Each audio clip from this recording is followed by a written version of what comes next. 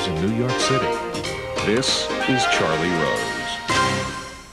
Terry McDonald is here. His career in magazine journalism spans more than 4 decades, that's 40 years. He has edited some of this country's most influential magazines, including Outside, Esquire, Rolling Stone, and Sports Illustrated. He has also worked with and befriended many of our greatest literary talents, including George Plimpton, Hunter Thompson, Peter Matheson, and Richard Ford. He chronicles his long life in publishing and in the world of letters in this new memoir. It is called The Accidental Life: An Editor's Notes on Writing and Writers. He's a friend, and I'm proud to have him at this table. Welcome, sir. It's great to be back. It's so good to have you here. So why did you decide, and what was the point here for this particular book? Is it one you always knew that you had to write because it was your life and it involved the ideas, writing, and the people, writers, that you cared the most about? It feels now like I was always going to write this book, but it didn't at the beginning when I started. When I was leaving Time Inc., I went through files that I had carried with me to 13 different magazines. Yeah. I thought I traveled light, maybe not so light. But anyway, I found all kinds of stories, photographs, whatever, of the relationship I had with these various writers. And then I thought, well, the best way for me to show my own writing would probably be to write about these writers. So I started telling those stories, and then I started adding in things about the media business from the peak of the new journalism all the way to now, which made it a little bit about money. So it became a little bit about that too, and what you have to do to be a writer. But finally, it turned into a book about writers who became my friends. Some of them now dead, so it became about that too. Does one stand out more than anybody else? George Plimpton, our friend. Hunter Thompson, who we were just talking about. Yeah. Those guys, but also Jim Salter. And, right. And it's a long list for me. Author's note: this is a book about writers and their work and working with them. Editing is what I wanted to write about, but it's also about friends. Some of them are dead, so it is about that too. What follows is not strictly chronological. It bounces around a little. So did I. I did. And so you call it The Accidental Life because it was an accident, the life that you had? Well, yeah. It was the guy who made me an editor. His name was Bob Sherrill when I was in my 20s. Always said, you got to watch out for the classic career path in journalism. You get stuck at a big paper, you're stuck on a beat, you work your way up. Right. You know, mice on a treadmill. He said, the accidental life is where the joy is, so you have to take chances and get fired. Man, that defines me. I never had a traditional life at all. You know? That's true. I mean, you choose Ezra Pound, go in fear of abstractions.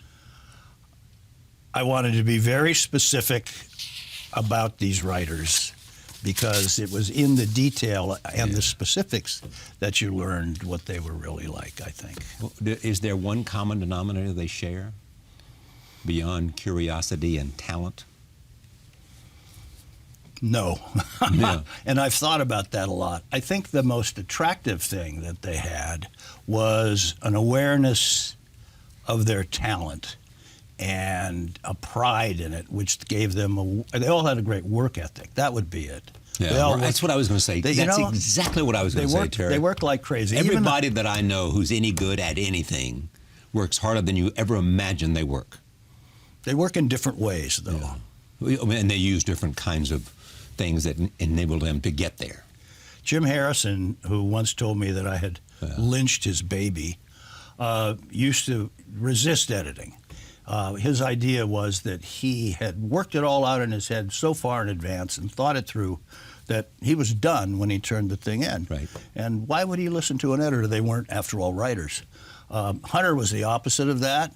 He would rail against writers jackbooting through his prose, he would say, but he knew he needed them. And when he was filing a story, he would file a number of false leads, one after another, and the editor's job was to figure out how those went together into a piece.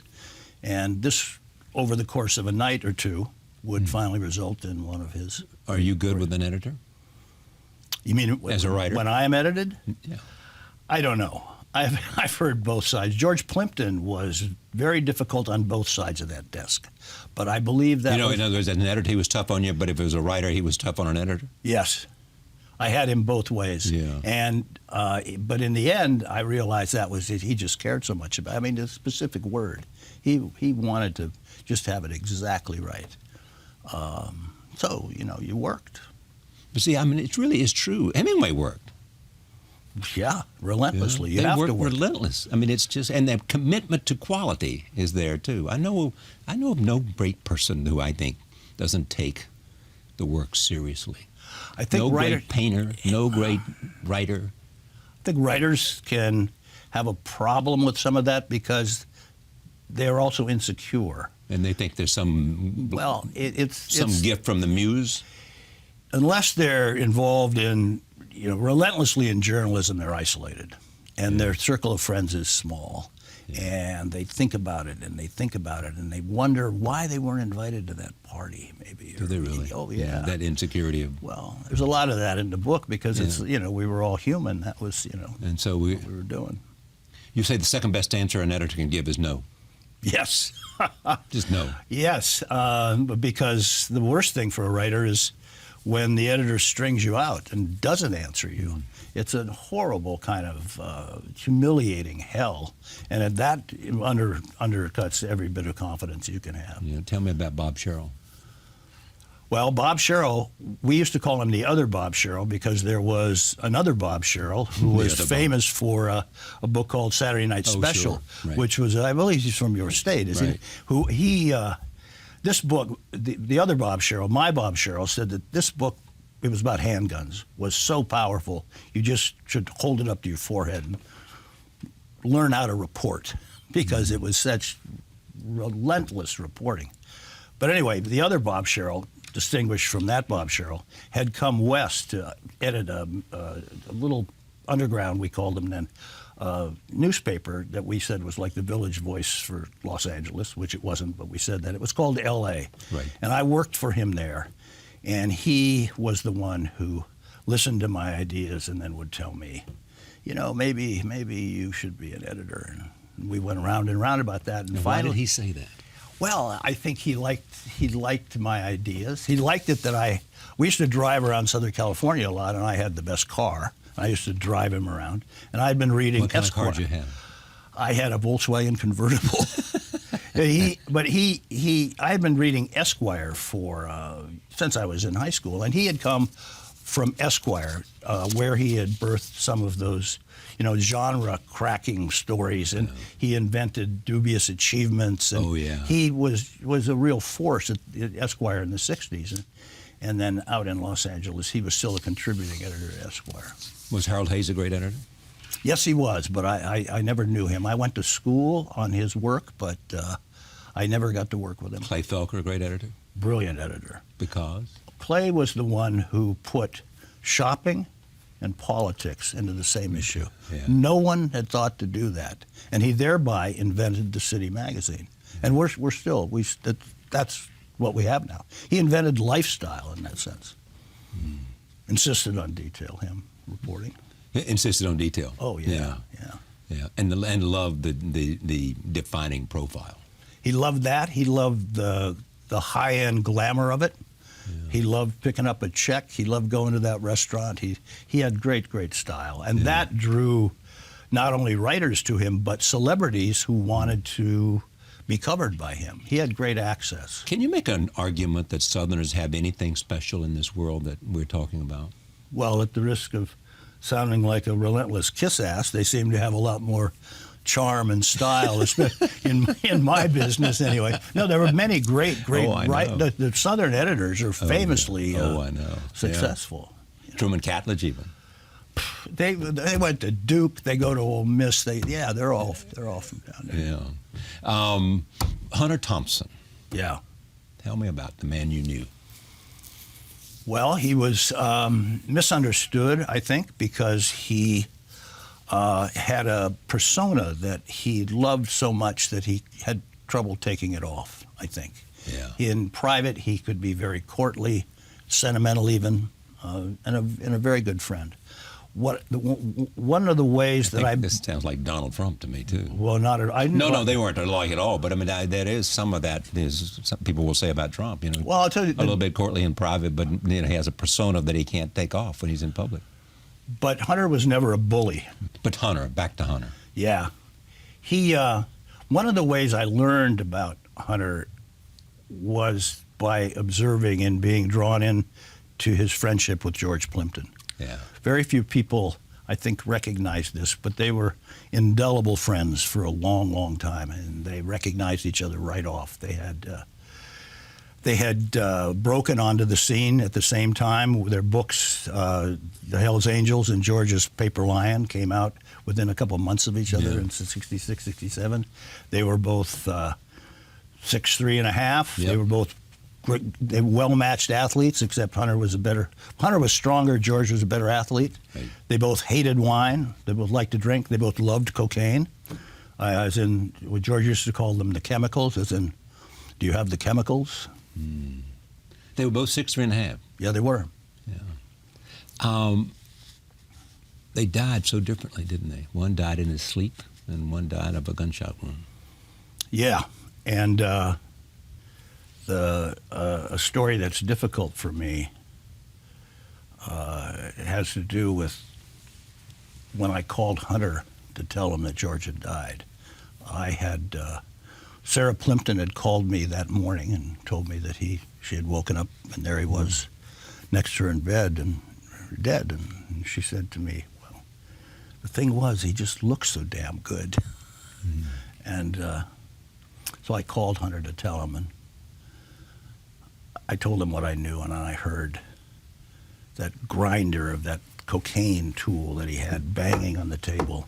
More silence. I waited, and then he just yelled, "Screw you," but he didn't say screw. Yeah. And I said, "I know," and we both just hung up. Define George for me, my friend, your friend. And Hunter was a frequent guest here too. I think the lesson of George was that you don't leave anything to chance. Certainly not your work. And equally not what you're going to do when you're not working, even if the work and the life are the same thing.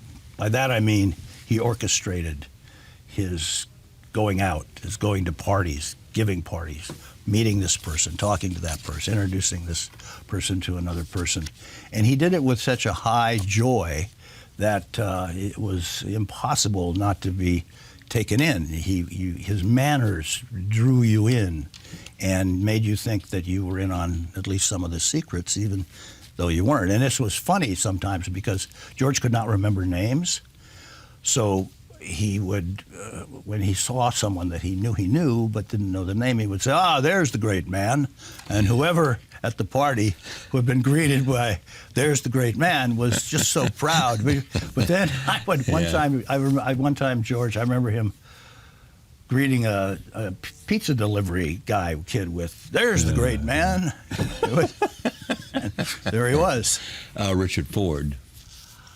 Richard Ford has has. Yeah. I didn't say had. No, you didn't. But I was just. Yeah, no. Richard Ford very much alive and still working, and his concentration on his work and his ability to translate things that are overlooked to things that become telling in terms of the way you live your life is what I believe brought him the Pulitzer Prize. He's extraordinary that way. We're the same age, and we have a lot in common, and we always try to to have an exchange. Take a look at this. This is a clip from Richard Ford's interview on this program.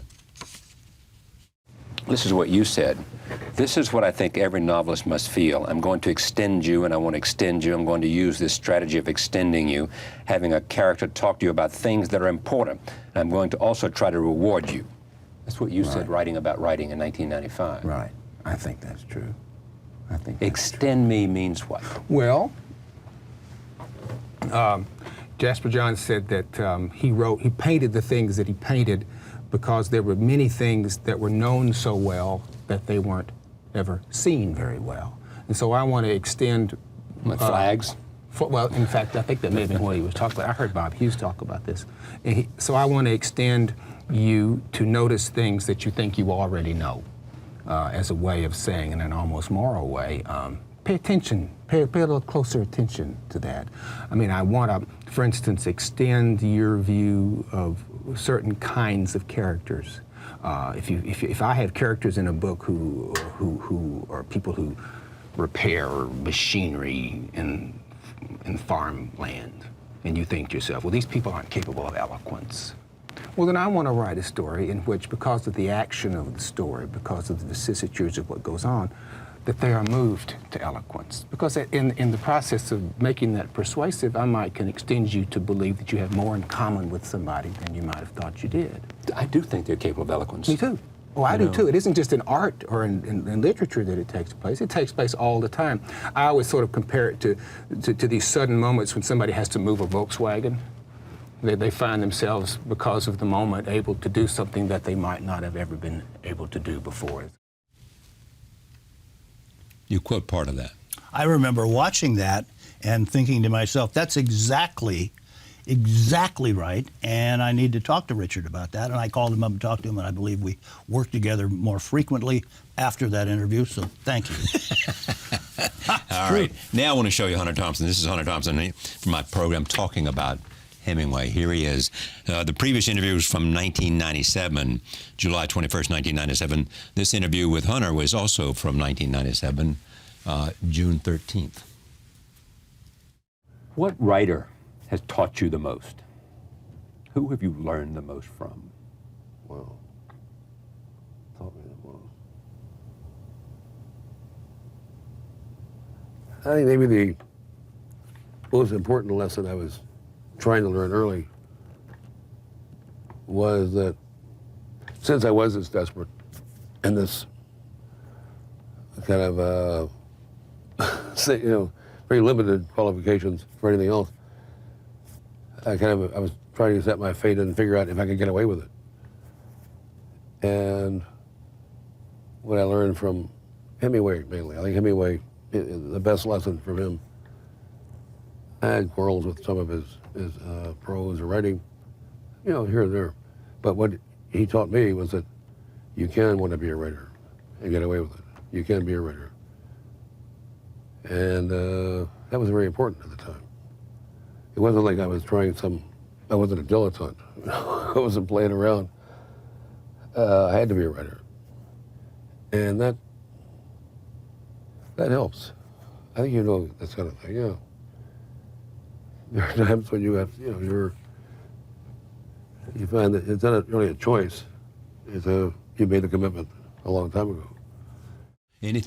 What's the great thing that you missed that you didn't do that you might have done? I always wanted to edit Joan Didion. I never got to do that. She's my favorite writer. Why? As a magazine writer or as a... Well, yeah, she started in magazines. She started at Vogue. She... and made the transition from the East to the West like seamless. And then back again. And I'm from California, and I grew up hanging around gas stations like she writes about. And her voice, and the way that voice developed, filled me with a kind of wonder, and I had to experience that voice and then try to think about that voice and then find other writers with unique voice and marching through the other writers. I was fortunate enough. Graydon Carter said, Terry McDonald has led the Beau ideal of the editor's life, and he's got it down on paper. In both cases, he has done it better than anyone, anywhere. Live up to that, sir. Well, except Graydon, maybe. I don't know. That's very kind of him, too. Very kind. This is a story about writing. It's a story about editing. It's a story about friendship. It's a story about storytelling.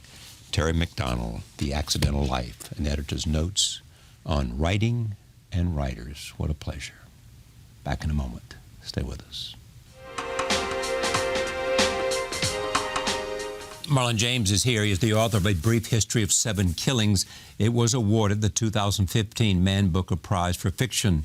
The 700-page novel is a feat of storytelling. The story revolves around the attempted assassination of Bob Marley in 1976.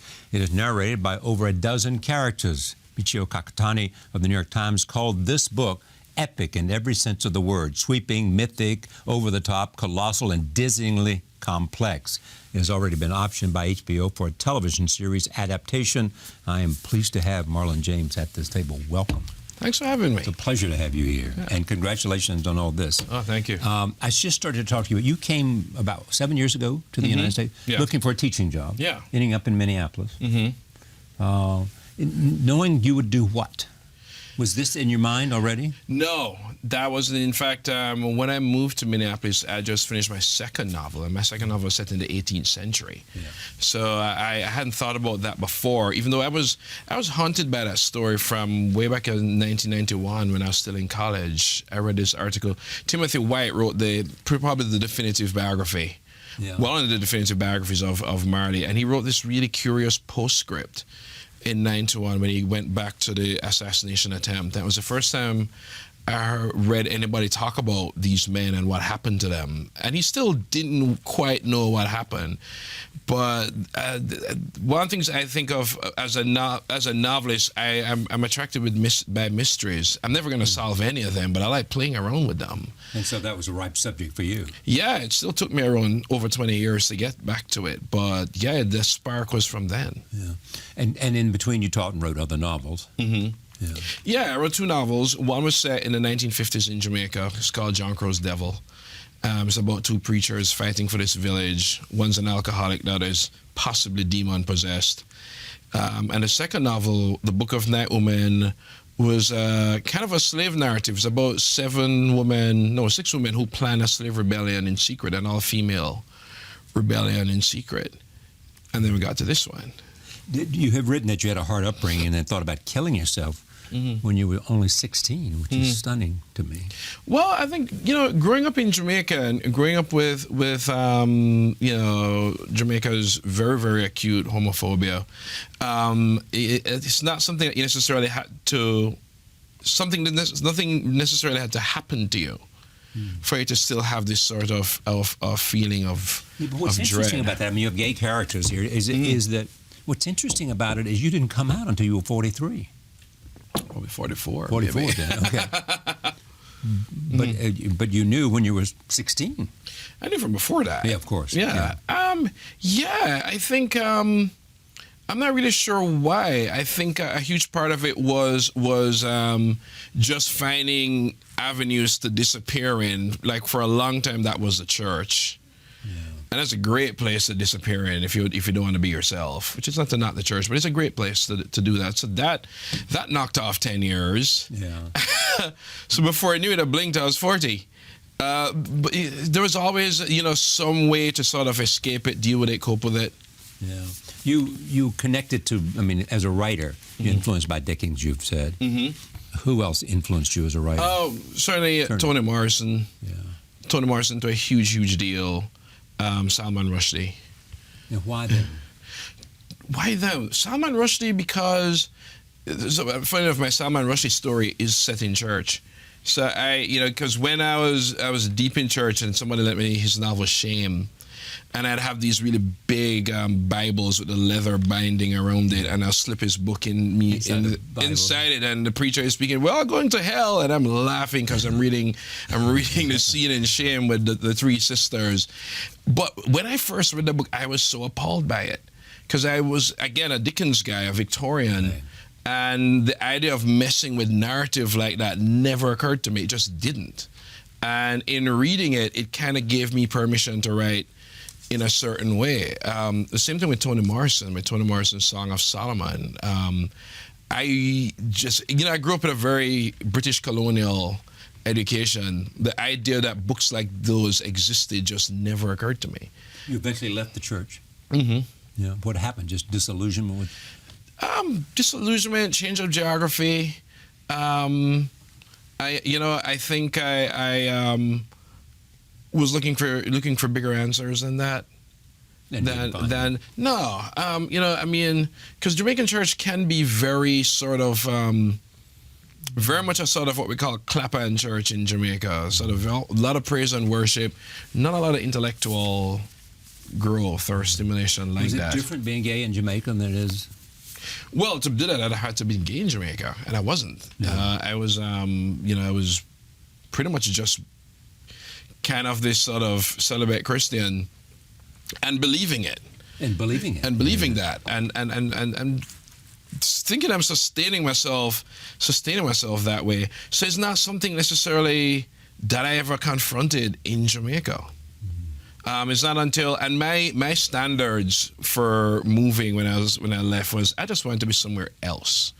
Which is funny, which is not necessarily a knock on Jamaica. I adore my country, but I just wanted to be. That was all, and it's I think years of coming into myself and and just wanting more out of life. I think that made me start to think about, well, what do I want? Who I am? Who am I? And where do I want to go? You've read Ta-Nehisi Coates. Mm-hmm. What do you think of his work? I am in awe of Coates' work. I think it's I just think he gets it. I think he does get it. He does get it. He breaks down, and even because I've been following from a while, and even his article on reparation is the best thing said about it.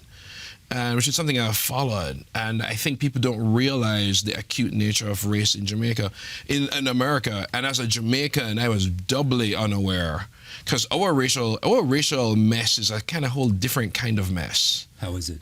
We are far more subtle with ours. We're more sort of, it's more endemic in ours. We have a very British racism in Jamaica. So it's we might not have had to desegregate a school, but we didn't. But at the same time, you didn't have to if everybody is trying to bleach their skins and just get their families lighter and lighter and lighter skinned until we're full free.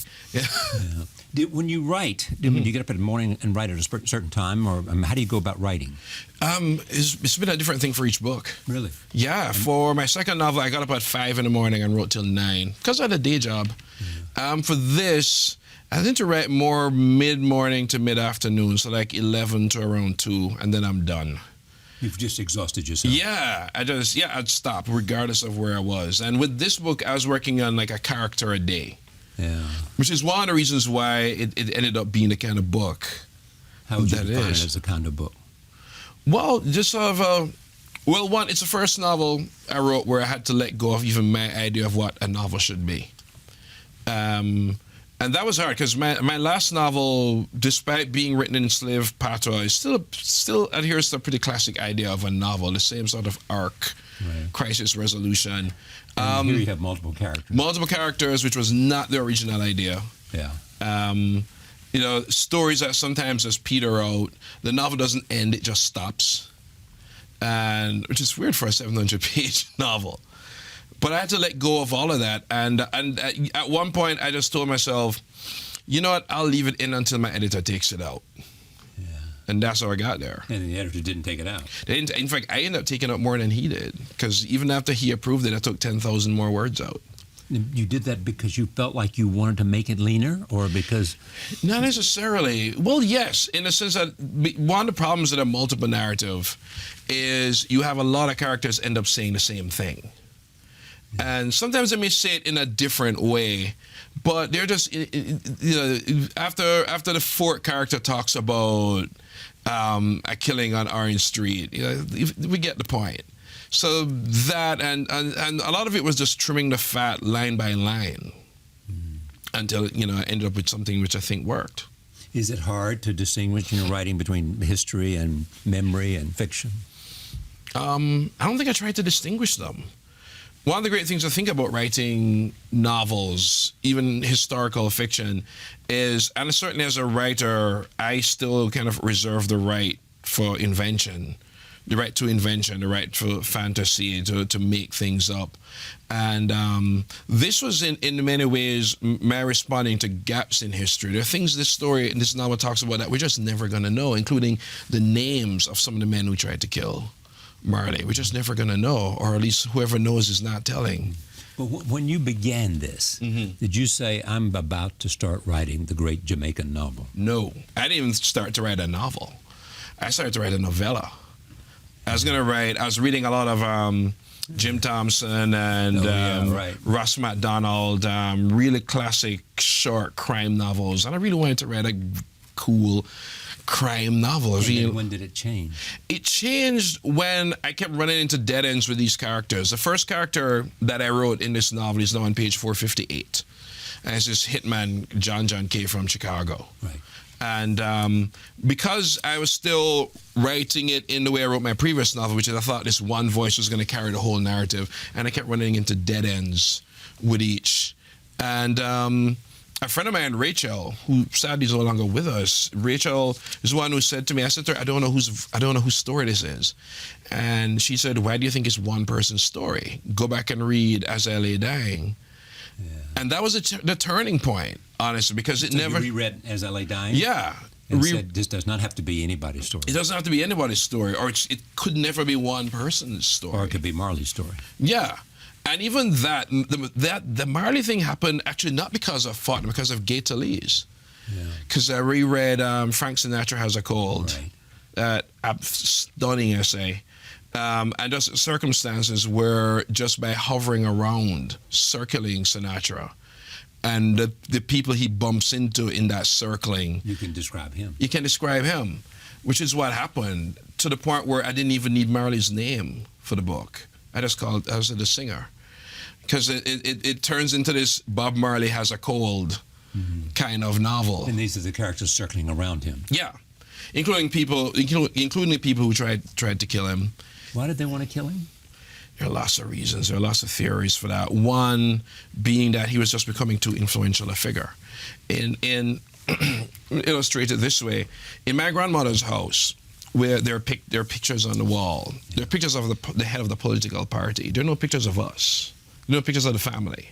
But there are pictures of the politicians. That's how much the cult of personality become ingrained. Yeah, and but in the South and different places, I mean, there are lots of pictures of in African American homes of Martin Luther King, and in, Catholic homes of Jack Kennedy. Yeah, but the idea that people in the ghettos, in the slums of Jamaica, could think for themselves and could even to the point of maybe forming their own government was just unthinkable. Both sides, the right wing and the left wing, both hated that. So he was just becoming too much of a unifier, I think. There's a character in the book that says bad times are good times for somebody. And he was disrupting that way too much. And that's just one of the reasons. I think, the idea that one side may have wanted him to become a martyr, the other side wanted to erase his influence. Marley, the only person on the level of Marley I can think of is maybe Fela Kuti, where I cannot think of another artist who had so many forces working against him at once, even as he's trying to create. He's doing these brilliant records, and every day is a negotiation between some of the most dangerous men in the country, who probably days before he was eating idle food and smoking weed with. And which is why the attack on Marley, the attack on the house is as outrageous an event as the attack on him, because of that house being this big sanctuary in Kingston, and these killers violating that. You show violence and sex in a rather graphic and detailed way. You've heard that before. Simply because that was the reality you felt and wanted to say, express. Well, I've said this before, that I think violence should be violent. Yeah. That I think there is always a danger of sliding into a pornography of violence. This is how there's a danger of sliding into a pornography of sex. But I tell my students, I say, risk pornography. Yeah, you do. You say risk pornography. Risk pornogaphy. Yeah. Risk it. Get close to it. Get close to it, because there is it's not just a matter of being visceral. It's also a matter of being real. And I think explicit violence or real violence, it may shock the reader, stun the reader, but ultimately it doesn't turn them off from the narrative. If the response I was getting was, that was so bad I stopped reading your book and I never went back, that's different from, that was really shocking, I didn't like it, but I finished the book. And I think that's it's a very, very fine line, and you always have to walk it, I think. Writing female characters. Hard? Well, it's all. I mean, writing all characters are hard. Female characters, People say yeah. no different or no less or hard. No less or no more. I think You they're said you equal. struggle with them early on. I struggled with them early on. You called winning the Man Booker Prize affirming. Mm-hmm. Meaning what? Affirming that you are doing the right thing, that what you should do, or?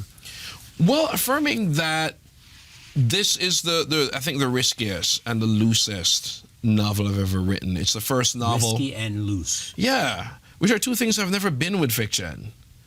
I still consider myself a Victorian novelist. And I still sometimes believe in the nuts and bolts to the point of annoyance with my students of telling a story.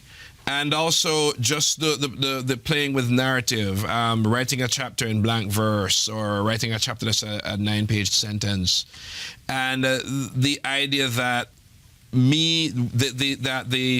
this for me is the first time the novelist in my head came down to the page intact. And to be rewarded for that is a hell of a thing. It's because it means I can be myself as a novelist. Will this affect Caribbean literature? I hope so.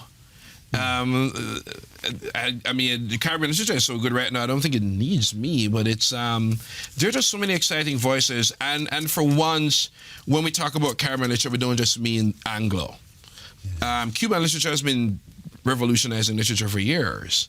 There's great stuff coming out of Puerto Rico. We know Juno in Dom Rep and Edwige and Dimitri Leger in Haiti, and we have a novel from the Virgin Islands with Tiffany Yannick. It's just, Jamaica has a whole bunch of new writers coming up. What's next? What's next? I'm leaving the 20th century behind for a little bit. Are you really? Where are you going? I'm going to the 11th century. I'm going to Africa in the 11th century. What is it about that particular? Well, it kind of came about, one, because I was having this argument about a black hobbit. A black hobbit. Because it was a year when the casting was announced for the Hobbit, the Hobbit film, and we're having the discussion we always have about diversity. And I was getting in an argument with someone about, if the Shire was multiracial, nobody would have cared. Would have just moved on. And my friend's response, well, Lord of the Rings is based on Celtic mythology. It's European. And I was like, Lord of the Rings isn't real. You can do whatever you want with it. And then I was like, you know what? I'm kind of tired. Keep your Hobbit. And it made me think about the rich mythical and historical tradition of Africa and the great African empires and of East and West Africa, the huge folklore that's there, their monsters, their witches. Africa even has its own Vikings. And it had nothing to do with Scandinavia, but were pillaging and plundering and so on. And I'm not trying to write a historical novel, actually. I'm trying to do an invented world, but pull on that huge resource and just sort of, be a total geek with it. The book is called A Brief History of Seven Killings and won the Man Booker Prize. Marlon James, he's the author of the Book of Night Women. And also, what was the other thing that I'm... Oh, John Crow's Oh, John Crow's. Yeah. Right. Thank you. It's a pleasure to have you here. Thanks for having me. Thank you. Marlon James, back in a moment. Stay with us. Julian Barnes is here. Michiko Kakatani of the New York Times has said of his writing, if there is a single theme running throughout Barnes' work, it is the elusiveness of truth, the subjectivity of memory, the relativity of all knowledge. He was, as you know, awarded the Man Booker Prize for his 2011 book, The Sense of an Ending. His new novel is called The Noise of Time.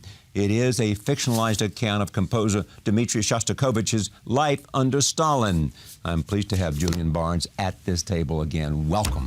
Thank you. Great to see you. Very First good of to all, be let's talk about serious stuff here. Sure. You grew up in Leicester, yes? I did, yes. What does it mean Yes. to you? It's incredible.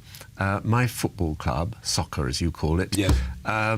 after 65 years of support from me and never having won anything, Yeah. finally won the Premiership. This is, it's not even David and Goliath. It's a tiny bigger than little that. figure. It's bigger than that.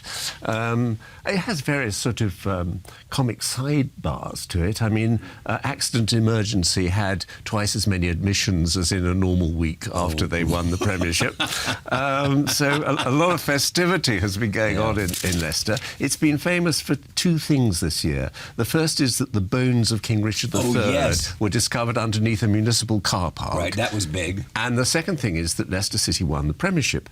Now, a very enterprising publisher in Britain, there are obviously going to be lots of books about this great sporting event, has written the story from the point of view of Richard III. Richard III, in Shakespearean English, tells the story of ye foxes beating ye Manchester United. It's hilarious. But here, this is a direct quote from you, and it runs on a bit, but I'll tell you. Yeah. You're talking to yourself, I haven't always been a Leicester City supporter.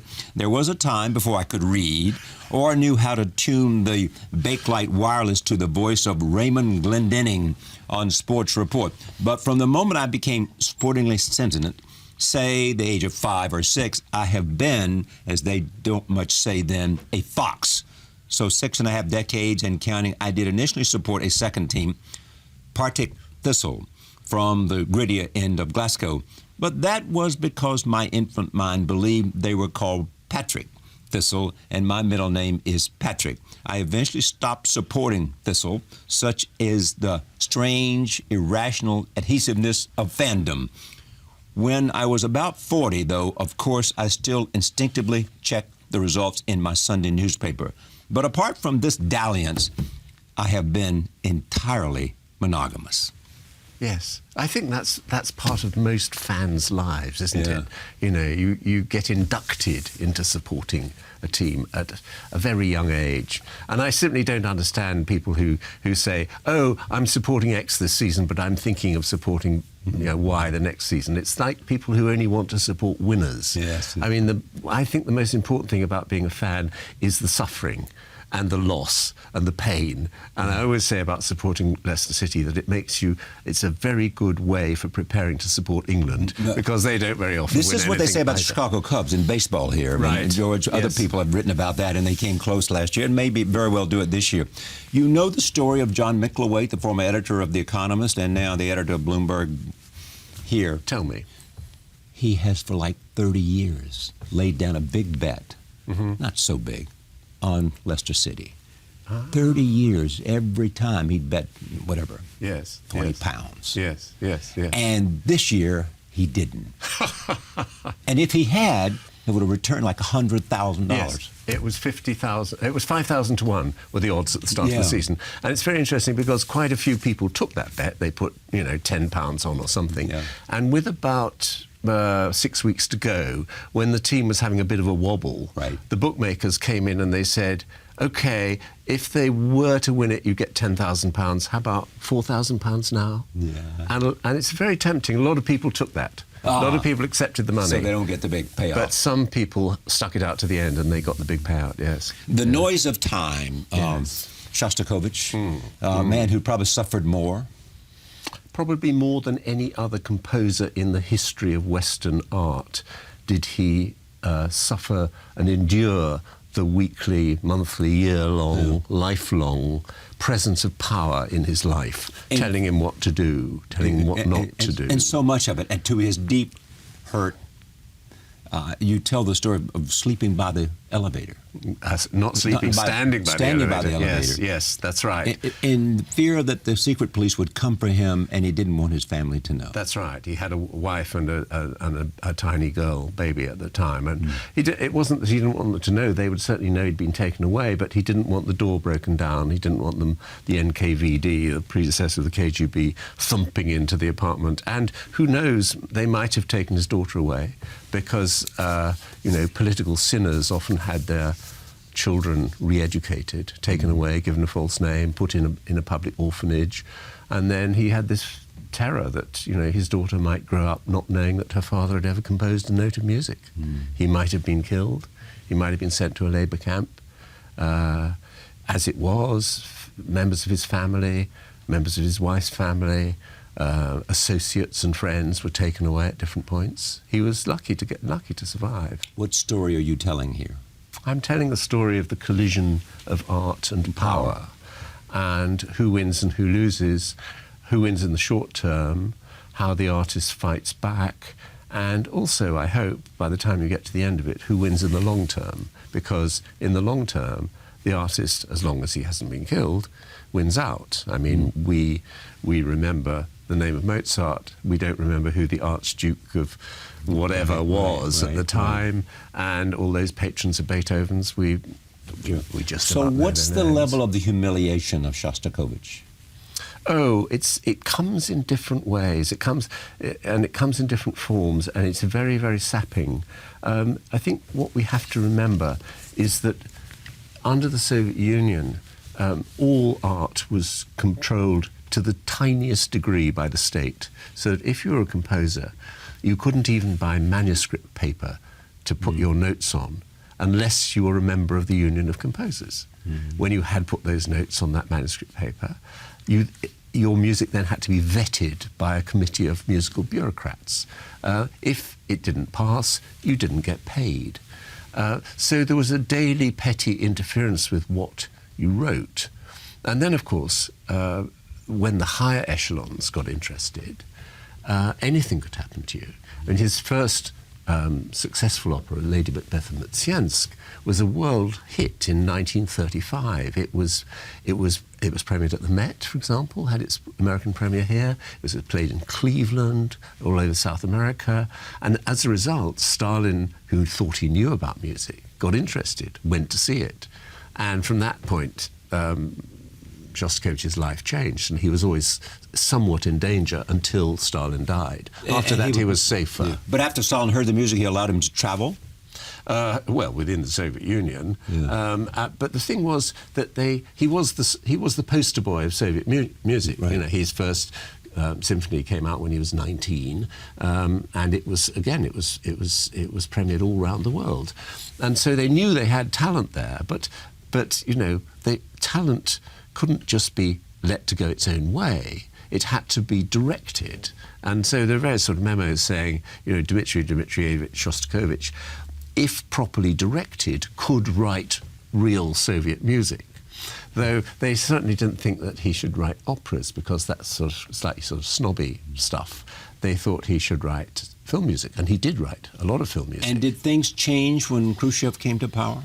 Yes, things changed. You weren't likely to get killed anymore, and people started coming back from the labour camps. That's certainly true. And as to use the phrase of Anna Akhmatova, the poet, power became vegetarian, which is a wonderful word, rather than carnivorous. Power became vegetarian. Power became vegetarian. They were not ate vegetables instead mammal-eating, of being like man-eating tigers. Yeah. Yes. But there was still different sorts of pressure. They still wanted to corral you into their way of thinking, and also they wanted you to represent them. Well, did he have to denounce Stravinsky? He did denounce Stravinsky. He was given. What happened was that you were given speeches to read, and either you looked at them before or you didn't. And in his case, he got this very long speech to read, and he just thought, well, you know, I'll read the first page and I'll sit down. He read the first page and sat down. The American translator read the English version, and he sort of idly followed it. And then he found himself denouncing himself, denouncing Prokofiev, and denouncing Stravinsky. And he felt that that was one of the moments of greatest humiliation. Stravinsky, obviously in exile in California at the time, and whom Shostakovich thought was the greatest composer of the 20th century. He revered him. He'd always revered him. And here he was having to denounce him. When coming to this, did you decide in your mind, I want to explore, you know, the collision of power and art? Yes. Or did you say, I want to look at Shostakovich's life and see what it means? Well, both, and also see what it's like. You know, the novelist picks up where the biographer and the historian has to stop, where the known facts stop. Right. And we, without showing the join, if we're good at it, take you further in to the person, to their heart, their soul, and their memory. That's what we do. That's our job. Did you feel any pressure after the Man Booker Prize? to produce something that would be considered as good or better? No, I didn't. I was lucky enough to win the Man Booker Prize when I was in my 60s. Yes. I think had I won it in my 30s, it might have put more pressure on me. But I've written 20 books. I've written 12 11, novels. 12 novels, right. I know what I am. I know what I do. And you know your audience. Well, I do and I don't. It's nice that different books find different readers. And some books work in some places and other books work in other places. It's not. I tend not to write the same sort of book. This is, though it shares themes of, as you said, of sort of memory and truth. It's a very different locale from the book that won the Booker Prize. Here is what some of the critics have said. This comes from the Sunday Times. Somber, brilliant, rueful, funny, poignant, savage, gleaming with intelligence and literary flair, this elegantly composed, fictionalized meditation offers a fresh gloss on a musical genius's collisions with power. Thank you for reading that. Well, they said it, so I didn't make it up. The idea is that we can hardly imagine what it's like and the sacrifices that this great musician had to make. Yes, I think that's certainly true. And it's too easy to say I might have done different in defense of my art. Exactly. That's one of the themes of the book. It's very easy when we look at a different regime in a different time to say, oh, he should have done this, or he should have done that, or I would have done differently. I would have been a hero. Or, we all imagine that we would behave better if our country is invaded. I mean, your country and my country haven't been invaded for a long time. I mean, not since we came after your lot. And I'm sorry about the White House and all that. But, the rebuilding was good too. Right. But we always think that under tyranny, we would suddenly become heroes. I mean, the only part of the United Kingdom that's been invaded in recent times was the Channel Islands between England and France by the Germans in the Second World War. And the people there behaved exactly as everyone on the continent did. They gave up their dues, they collaborated, and some were brave and some weren't. And I think that we're all made from the crooked timber of humanity, and we're all likely to be as brave or as cowardly as everyone else. But the additional point, if you're living under a regime like Stalin's, is that it's all very well to say, oh, he should have been a hero, or he should have thrown the bomb, he should have pulled the trigger. If you did that, you were also condemning your entire family and all your friends and associates to the death camps. And so you were, unless you wanted to be dead and you wanted your family to be taken away, you had to collude. Heroes, who are they for you? Whose life and work have been most meaningful in your own sense of your life? Well, because you've talked about things like that. One of my great heroes is Flaubert. Yeah. And one of the things he said was, no monsters, no heroes. That was one of his sort of cri de coeur, meaning that in modern life, and this is something that your great writer, Edith Wharton, also agreed with. In modern life, it's the days of the gods and the heroes, and the monsters have disappeared. Unfortunately, after both those two died, the monsters came back. The monsters came back in the 20th century. And we can't live without monsters, unfortunately. So I think my heroes, some of them would be literary and artistic, and some of them would occasionally be political and military, like Garibaldi, for example. I think And Garibaldi. Shostakovich? Shostakovich, yes. He's a hero because he was also a coward. It's a paradox. You make that point, don't you? Yes. So he's a hero And in because a he was way, a coward, or he was a hero despite if in fact being a you coward. recognize his cowardice and do not condemn it? No, I wouldn't condemn it for a moment. In order to condemn it, you'd have to think you were a morally superior person to him, and I don't think anyone should claim that. But the other thing, the point which he makes rather ruefully and ironically in my book, because he was an ironic person, is that, courage is easy. You just have to do the one thing, whereas being a coward is a lifetime commitment. So in a way, as it's a lifetime commitment, being a coward requires a sort of courage. The book is called The Noise of Time. Julian Barnes, it's always good to have you here, my friend. My pleasure. Thank you for joining us. See you next time. For more about this program and early episodes, visit us online at pbs.org and charlierose.com.